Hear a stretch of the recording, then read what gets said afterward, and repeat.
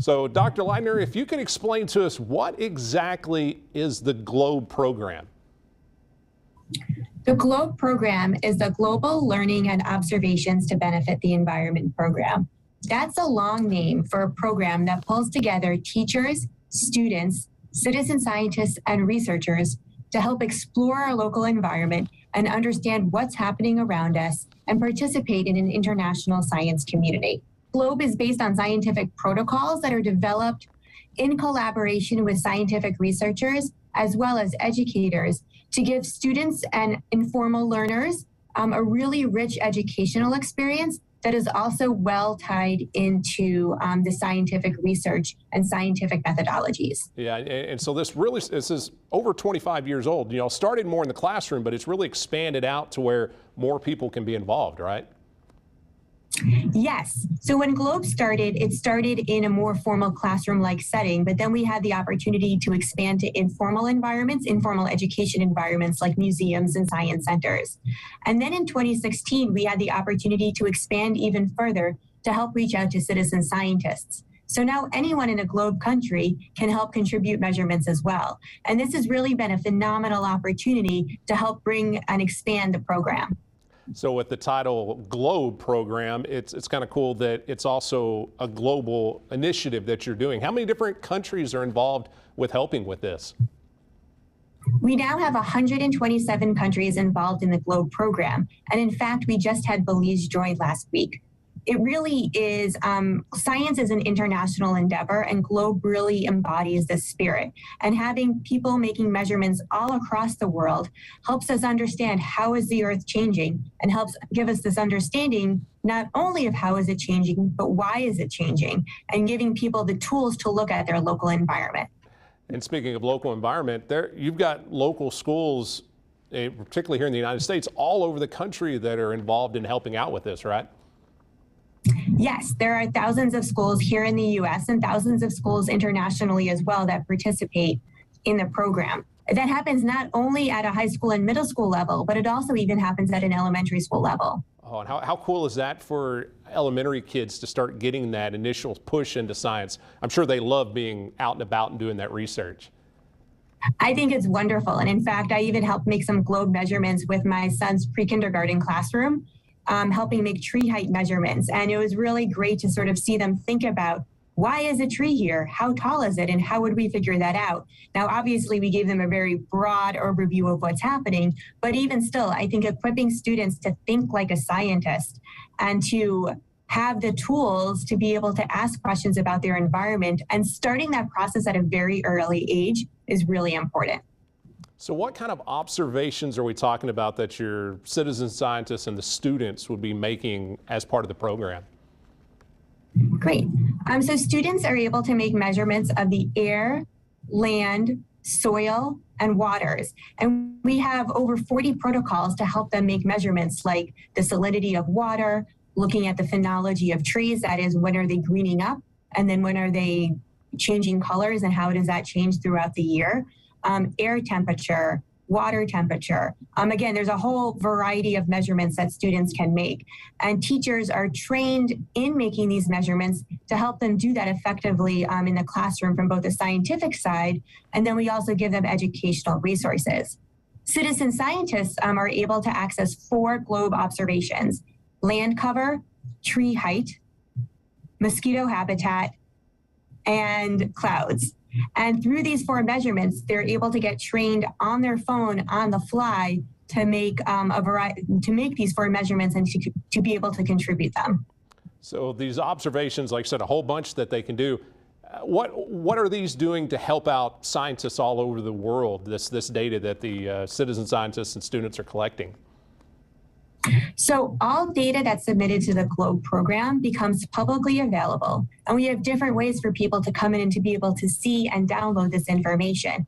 And we have these tools for students and for citizen scientists, as well as for researchers.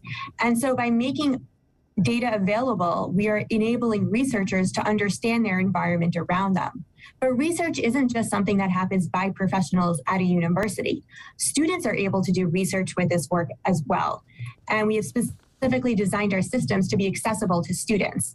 And so students can ask questions and then answer questions about the world around them, and then share that knowledge with their fellow students at their school and potentially with other schools, and to participate in international virtual science symposiums, as well as student research symposiums. So it really is about making data available for all uses to advance science everywhere.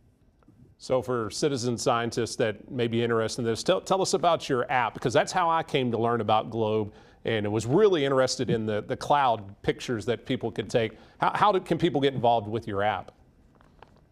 So you can download the app from observer.globe.gov, or go into wherever you get your apps from and search for NASA and Globe, and it should be able to pop up right away. And when you join the program, you're able to start making those measurements pretty quickly after that. And again, it doesn't take very long to make each individual measurement. And we walk you, and the app walks you through how to make those measurements and gives you tips along the ways. And there's a lot of visual clues as well. And for those people who prefer to use other languages, they also can access the app in these languages as well. So domestically and with the schools, everything's going through the classroom. If there's a teacher watching this right now that would be interested in doing this, how do they get involved into the Globe program? So I'll answer your question about teachers first. If teachers are interested in joining the Globe program, the way that we work with teachers in the U.S. is through partners. And so if there's a teacher interested, they can contact us at the Globe program, globe.gov/support, and then we'll be able to put them in contact with a local partner who in turn can help them develop materials and kind of go through our Globe training process. But for the app, anyone can download that. So you don't have to be a teacher in order to download our Globe app and start contributing measurements for clouds, land cover, tree height, and mosquito habitat. So I love talking to folks that are involved in STEM education and STEM careers. And you were talking about getting your pre-K child involved in it as well, and seeing how much they were enjoying it. How cool is it to see something like this really pushing that learning and love for STEM-related style careers? I think it's phenomenally important. And I'm really passionate about STEM education because it's so important for students to learn about mathematics and engineering and science and technology in order to pursue careers in their future. But even for students who don't go into a STEM career, that's okay. I think one of the most valuable things about the Globe program is that it gives students the opportunity to ask questions and answer questions about the world around them. And then it also trains them to think like a scientist. And those critical thinking skills and the experiences that they have are valuable regardless of what career they pursue. And so I think it's really wonderful. Earth is our home planet. We all should understand more about our Earth and understand how to be good stewards of the planet. And Globe helps prepare students to do this as citizens of the world.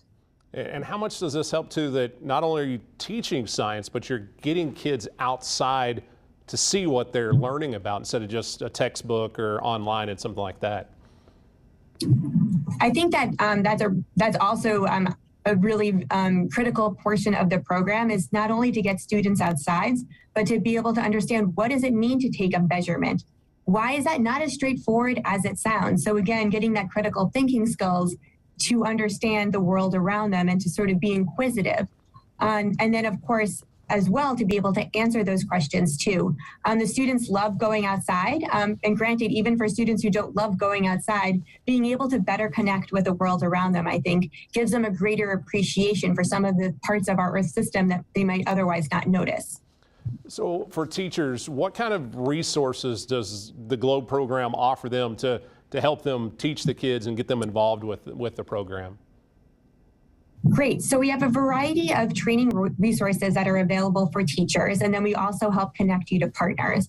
But additionally, we have a teacher's guide that walks you through each protocol and has a number of learning activities that help you connect the Globe protocol to various things in your classroom that you might be looking to teach about. And there is a really wide array, and there's also information for different grade levels. And then additionally, beyond having resources available in English, Globe is an international community and an international program. So we have resources available in Spanish, in French, in Arabic, and a variety of other languages. And that's been really useful, not only around the world, but here in the US, where there's a lot of dual language programs. I live in Washington, D.C., and there's a fair number of Spanish immersion and Spanish dual language schools. And they would have the ability to draw upon materials in Spanish for when they're teaching science in Spanish. And then furthermore, it's also tools for English language learners that they can have materials in different languages, and teachers can help them connect with what's happening in the classroom. So the GLOW program's been around for a little over 25 years and really grown immensely. What do you see for this program as it continues to move forward? I see really expanding our opportunities to connect to more places, both here in the US and around the world. GLOBE is an international community. Science is an international endeavor. And we need observations everywhere, and everyone should have the opportunity to kind of have a hands-on way to learn about their environment. And so really expanding that impact, and then also deepening that impact by offering even more opportunities for students to conduct research and then share that research with one another too. Awesome. Well, Dr. Leidner, I really appreciate you sitting down and talking with us. It's really cool. I mean, I grew up loving science, so this is really cool. And I've got the app on my phone. I want to go out there and take pictures of clouds now and go ahead and send them to you. But I'm really glad to talk with you. We're looking forward to getting those observations. Thank you. That's awesome. Well, thank you for joining us.